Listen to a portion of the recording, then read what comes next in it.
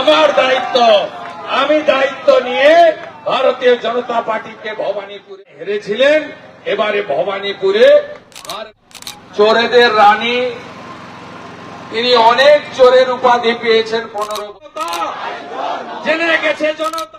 আপনারা জানেন যে এই পথ দিয়ে হাজরা পর্যন্ত চোরেদের রানী, তিনি অনেক চোরের উপাধি পেয়েছেন। 15 বছর শিল্প তাড়ুয়ার উপাধি পেয়েছেন, চাকরি চুরির উপাধি পেয়েছেন, কয়লা বালি পাথর গরু পাচারকারীর তিনি বিশেষ বিশেষ বিশেষণ পেয়েছেন। সম্প্রতি আইপ্যাক বলে একটি চিটিংবাজ সংস্থা পশ্চিমবঙ্গে 2019 সালের পর থেকে, বিশেষ করে 21 সাল থেকে পশ্চিমবাংলায় সরকার চালাচ্ছে, তৃণমূল চালাচ্ছে, যত রকম 2 নম্বরী কাজের সঙ্গে যুক্ত। এরা 2021-এর ভোটের পরে পিসি ভাইপো স্বপ্ন দেখেছে, আমরা বাংলাতে তো জিতে গেলাম, যদিও আমার কাছে মমতা ব্যানার্জি হেরেছিলেন। তিনি বললেন এবারে ত্রিপুরা যাব, আইপ্যাকও গেল আগে আগে, নোটার থেকে কম ভোট, হোল্ড আউট। গোয়াতে চলে গেলেন, যারা বাংলা বাঙালি বলে দাবি করেন, এই বাংলার রাজ্যসভার আসন গোয়ার প্রাক্তন মুখ্যমন্ত্রীকে দিয়ে দিলেন, তিনি বাঙালি নন। কিন্তু দেওয়ার পরে গোয়ার ভোটে লড়লেন। আসানসোলের লালা এবং বিনয় কেলেঙ্কারি, সেই হাওলার 20 কোটি টাকা গোয়া নির্বাচনে তৃণমূল কংগ্রেসের হয়ে খরচ করেছিল। ইডি তল্লাশিতে হোটেল থেকে কয়েক কোটি টাকা উদ্ধার হয়।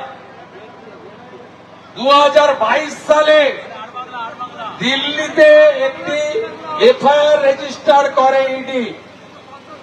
সেই মামলার রেফারেন্সে এসেছিল সার্চ ওয়ারেন্ট নিয়ে তদন্ত করতে, কারণ তাদের চার্জশিট বা ইত্যাদি দিতে হয়, এটা একটা প্রক্রিয়া।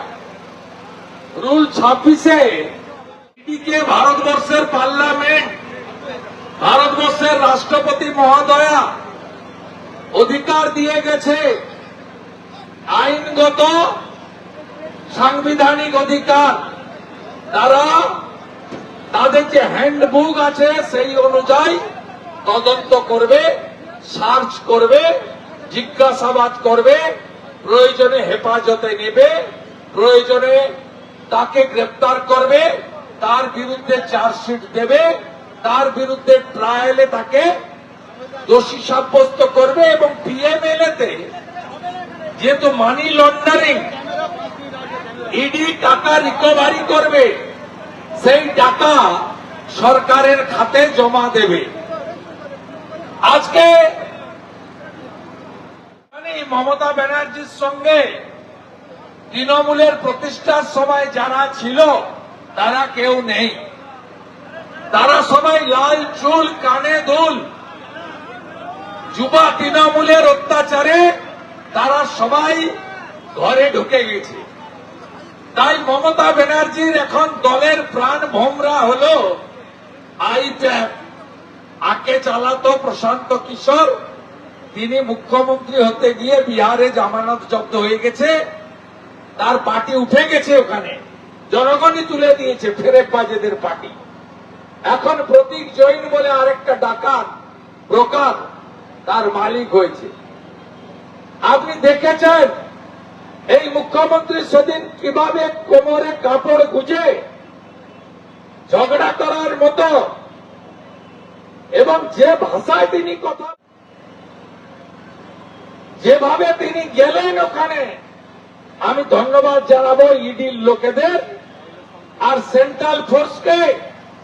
অনেকেই বলছেন কি হলো কি হলো, অনেক বিশ্লেষক সন্ধ্যাবেলা টক শোতে বলছেন প্রস্তুতির অভাব ছিল, ঢুকতে দেওয়া উচিত হয়নি। আমি বলেছি যা করেছে ইডি ঠিক করেছে।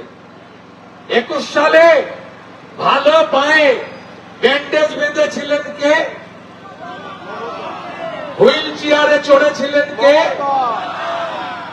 সহানুভূতি দেখিয়ে ভোট নিতে চেয়েছেন। নন্দীগ্রামের মানুষ হুইল চেয়ারকে বিশ্বাস করেনি, তো গোটা বাংলায় কিছু বিশ্বাস করেছিলেন যে যাক বাহাতে শেষবারের মতো একবার দিয়ে দিই, হুইল চেয়ারে ঘুরছে। ওই দিন উনি চেয়েছিলেন যাতে ইডি উনাকে ধাক্কা ধাক্কি করে, ইডির বিরুদ্ধে মামলাও করতেন, আর সাথে সাথে উনার বাড়ির কুকুরকে যেখানে ডায়ালিসিস করতে নির্মল মাঝি নিয়ে যায়, পিজি হসপিটাল, যেখানে চোরেরা উঠবেন ওয়ার্ডে শুয়ে থাকে, কালীঘাটের কাকু কাকু সেখানে মমতা ব্যানার্জি শুয়ে পড়তেন আর আপনাদের বলতেন বাংলা আক্রান্ত। আপনি বাংলার কে? বাংলার আসল রাজনৈতিক দল হচ্ছে আগের জনসংঘ, এখন বিজেপি।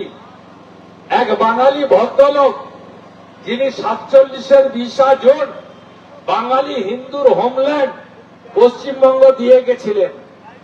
কংগ্রেসের নেতারা মোহাম্মদ আলী জিন্নার ব্রিটিশের ফাঁদে পা দিয়ে দেশ ভাগ করেছিল, আর ডক্টর শ্যামাপ্রসাদ মুখার্জি স্বামী প্রণবানন্দ বলেছিলেন তোমরা দেশ ভাগ করলে আমরা পূর্ব পাকিস্তানকে ভাগ করে দিলাম। তাই বাঙালিদের যদি প্রকৃত পার্টি হয়, বাংলার বাঘ আশুতোষ মুখোপাধ্যায়, যার রক্ত শরীরে প্রবাহিত, ডক্টর শ্যামাপ্রসাদ মুখার্জির পার্টি হল বাঙালির আসল পার্টি। তাই আপনি সেদিন শুয়ে পড়তেন, সিম্পাথি চাইতেন। ইডি ফাঁদে পা দেয়নি, হাইকোর্টে চলে গেছে। হাইকোর্টের পিটিশন দেখেছে, আমারও দ্বিধাদ্বন্দ্ব ছিল যে ইডি কি বলবে, প্রভাবশালী বলে বাদ দিয়ে দেবে না তো। দেখলাম হাইকোর্টে যে পিটিশন করেছে ইডি, 1 নম্বরে আসামি করেছে মমতা ব্যানার্জিকে। রাজীব কুমার, মনোজ বর্মাদের আসামি করতে চেয়েছে। রুল 26-এ তদন্তে বাধা দেওয়া, সরকারি কাজে বাধা দেওয়ার জন্য তারা বিচার চেয়েছে, এফআইআর করতে চেয়েছে, মামলা সিবিআই কে হস্তান্তর করার আবেদন করেছে। এবং গর্বের সঙ্গে চোরেদের রানী, আগামীর প্রাক্তন মুখ্যমন্ত্রী, কম্পার্টমেন্টাল চিফ মিনিস্টার, আমার কাছে হারা চিফ মিনিস্টার, তিনি ফাইলগুলো নিয়ে গর্বের সঙ্গে মিডিয়ার সামনে বলেছিলেন আমি ফাইলগুলো কাড়িয়ে নিয়েছি, ল্যাপটপটাও ছিনিয়ে নিয়েছি, চোর মাচায় আসর। সেই চোরেদের রানী মিছিল করলেন, বুঝে গেছেন হাওয়া খুব খারাপ, তাই ডায়ে দেব বাঁয়ে সোহম, আরো টলিউড থেকে যারা ছিল 2 ভাই অরূপ আর স্বরূপ জোগাড় করে দিলেন। ওই মিছিল থেকে আই লাভ ইউ হলো, ফ্লাইং কিস হলো। ওটা একটা আর্টিফিশিয়াল কৃত্রিম সরকারি মিছিল। যাত্রা বলতে পারেন, থিয়েটার, সিনেমা বলতে পারেন, নাটক বলতে পারেন, ওটাতে ন্যাচারালিটি, স্বাভাবিকতা ছিল না। আজকে আমরা ভারতীয় জনতা পার্টি কলকাতা এবং দক্ষিণের মানুষজনকে কানে কানে বলে দিয়েছিলাম, চলুন আমরা রবিবার জানি, শহর বন্ধ জানি। আমরা চেয়েছিলাম জনগণ চোরেদেরকে সাপোর্ট করেন না চোরেদের বিরুদ্ধে রাস্তায় নামেন। আপনারা আজকে নেমেছেন। এ তো 10% সভাতে শুনছেন, মিছিলের সামনে থেকে শেষ দেখা যায়নি। 4 কিলোমিটার মানুষ মানুষ মানুষ। স্লোগান উঠল কি? চোরেদের এনার্জি, মমতা ব্যানার্জি। স্লোগান উঠল কি? স্লোগান উঠল জেনে গেছে জনতা স্লোগান উঠল কি? চোরেদের বিসর্জন। সবাই প্রস্তুত? চোরেদের বিসর্জন দিতে হবে। তফাৎ নেই। এসআইআর এর পরে 58 লক্ষ চলে গেছে। এ তো পহলে ঝাঁকি হ্যায়, কাশি মথুরা বাকি হ্যায়। সকালবেলা ব্রেকফাস্ট হয়েছে তো, রাত ভোটার লিস্ট শুনানি চলছে। 14 ফেব্রুয়ারি ফাইনাল ভোটার লিস্ট হবে, লাঞ্চ হবে, ডিনার হবে হারিয়ে। ওই দিন দেখবেন তৃণমূল বলছে আমরা আর ভোটে লড়ব না, এই ভোটার লিস্টে আমরা ভোটে লড়ব না। তাই গ্রামে গ্রামে ঘুরে যান, ফিরে গিয়ে ওয়ার্ডে, শহরে, গ্রামে, নগরে মেরা বুথ মেরা বুথ, সবাইকে ঐক্যবদ্ধ করুন। বাংলাকে বাঁচাতে হবে। নরেন্দ্র মোদীজি দমদমে দাঁড়িয়েছে, বলেছেন মেট্রো রেলের উদ্বোধন করতে এসে বাংলার গৌরব ফেরানোর জন্য আমি গ্যারান্টিকে গোটা পৃথিবী বিশ্বাস করে। 20টা রাজ্যে তার সরকার। আসুন আমরাও সংকল্প নিই। জয়ের লক্ষ্য, পরিবর্তনের সংকল্প। মোদীজির আশীর্বাদে, মোদীজির নেতৃত্বে, তার পরিচালনায়, তার মার্গদর্শনে আমরা একটি রাষ্ট্রবাদী সরকার তৈরি করব। আর চোরেদের লাইন দিয়ে জেলে পাঠাবো। এটাই হোক আমাদের শপথ। বিজেপির অঙ্গীকার, হাতে কাজ, পেটে ভাত, মাথায় ছাদ। বিজেপির অঙ্গীকার প্রত্যেক বছর এসএসসি, পিএসসি, মেধা অনুযায়ী চাকরি। বিজেপির অঙ্গীকার কেন্দ্রীয় হারে মহার্ঘ ভাতা, পেনশনার্স, সরকারি কর্মচারী, শিক্ষক, এমনকি পুলিশেরও কেন্দ্রীয় হারে মহার্ঘ ভাতা। বিজেপির অঙ্গীকার শিক্ষা, স্বাস্থ্যে নতুন করে পরিবর্তন। আপনাদের সবাইকে আজকে চোরেদের বিসর্জন দেওয়ার জন্য, ফাইল চোর মমতার বিরুদ্ধে এই বিরাট পদযাত্রার মধ্য দিয়ে আপনারা এই বাংলাকে রক্ষা করার জন্য শপথ গ্রহণ করলেন। আর এরা কথায় কথায় বলে বাঙালি, বাংলা। এরা বাংলার কে? বাংলার কে? আজকে তৃণমূলের নেতা রবি ঠাকুরের ছবি পড়ায়, এরা বাঙালি। যেদিন অবনীন্দ্রনাথ ঠাকুর, সত্যজিৎ রায়ের বাড়ি ভাঙে বাংলাদেশের জামাতিরা, সেদিন মমতা ব্যানার্জির মুখ থেকে আওয়াজ বেরোয় না। দীপুচন্দ্র দাস জ্যান্ত কুড়ালে মমতা ব্যানার্জি মুখ খোলে না। যাহাই মোল্লা ইউনিউস, তাহাই খালা মমতা। মমতা ব্যানার্জি পশ্চিম বাংলায় আরবি সংস্কৃতি ফিরিয়ে আনতে চান। হিজাব পরে শুধু রেড রোডের নামাজে গেছেন তা নয়, হিজাব পরে দুর্গাপূজার উদ্বোধনেও গেছেন। হিজাব ভারতীয় সংস্কৃতি নয়, এটি আরবি সংস্কৃতি।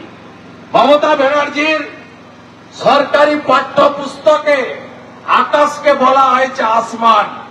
আসমান নয় বন্ধু, বাংলা শব্দ হলো আকাশ। মমতা ব্যানার্জির স্কুলের পাঠ্যপুস্তকে জলকে বলা হয়েছে পানি। আমরা পানি বলি না, আমরা জল বলি। মমতা ব্যানার্জি আমাদের শেখায় কাকাকে চাচা বলতে, কাকিকে চাচি বলতে, মাকে আম্মা বলতে, বাবাকে আব্বা বলতে, ফুপু বলতে, বুবু বলতে, খালা বলতে। এ কোন শব্দ বাংলার ডিকশনারিতে নেই। আমরা বাঙালি, বাংলা সংস্কৃতি জানি। আমরা বাংলাকে রক্ষা করার জন্য, এই বাংলায় বাঙালি সংস্কৃতিকে ফিরিয়ে আনার জন্য, বাংলার হিত গৌরব ফেরানোর জন্য, আরবি সংস্কৃতিকে বাংলাতে আমরা প্রবেশ করতে দেব না, এই অঙ্গীকার নিয়ে আমরা সবাই আজকে এখান থেকে ফিরে যাব। যতই করো হামলা, এবারে তৃণমূলকে যেতে হবে, কিছু করতে পারবে না। আপনারা মামলা করুন, হামলা করুন, যা খুশি করুন। ধন্যবাদ জানাচ্ছি ইডি কে, তারা কলকাতা হাইকোর্টে গেছিল, 250 লয়ার দিয়ে ভন্ডুল করেছে কলকাতা হাইকোর্ট। তারপরে তারা যমুনার ওপারে গেছে। আমি আশা করি একটা সাধারণ নাগরিক হলে আজকে জেলে থাকতো। তাই ইডি এবং কোর্ট আইন অনুযায়ী ব্যবস্থা নেবে। আমরা যাতে ইডির তদন্তে ফাঁসিতে বাধা দেওয়ার জন্য ভারতীয় ন্যায় সংহিতা অনুযায়ী ইডির রুল বুক অনুযায়ী মমতা ব্যানার্জি, রাজীব কুমার, মনোজ বার্মাকেও আমরা জেলে দেখতে চাই। এই অঙ্গীকার নিয়ে আমরা বাড়ি ফিরে যাব। সবাই ভালো থাকুন। আগামীকাল স্বামী বিবেকানন্দের জন্ম জয়ন্তী। স্বামীজি কি বলেছিলেন? গর্ব করে বলো, জোরে বলুন, গর্ব করে বলো, গর্ব করে বলো। এটা আমার কথা নয়, স্বামী বিবেকানন্দের কথা। আগামীকাল স্বামীজিকে শ্রদ্ধা জানাবেন, প্রণাম জানাবেন। আর এই প্রথম বাঙালির একটি অন্যতম পিঠে পুলির উৎসব, গঙ্গাসাগরের উৎসব, পশ্চিমবঙ্গ সরকারের ছুটির তালিকায় মকর সংক্রান্তি টুসু পরবের ছুটি নেই।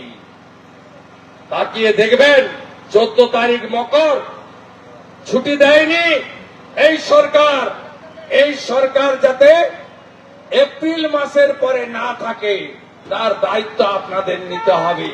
দক্ষিণ কলকাতার মাটিতে দাঁড়িয়ে বলে গেলাম, বিজেপি যাকেই প্রার্থী করুক, মমতা ব্যানার্জিকে হারানোর দায়িত্ব শুভেন্দু অধিকারী। আমার দায়িত্ব, আমি দায়িত্ব নিয়ে ভারতীয় জনতা পার্টিকে ভবানীপুরে, যে মমতা ব্যানার্জি নন্দীগ্রামে হেরেছিলেন, এবারে ভবানীপুরে হারবেন, হারবেন। চোরেদের এনার্জি, চোরেদের এনার্জি জেনে গেছে জনতা, জনতা জেনে গেছে জনতা।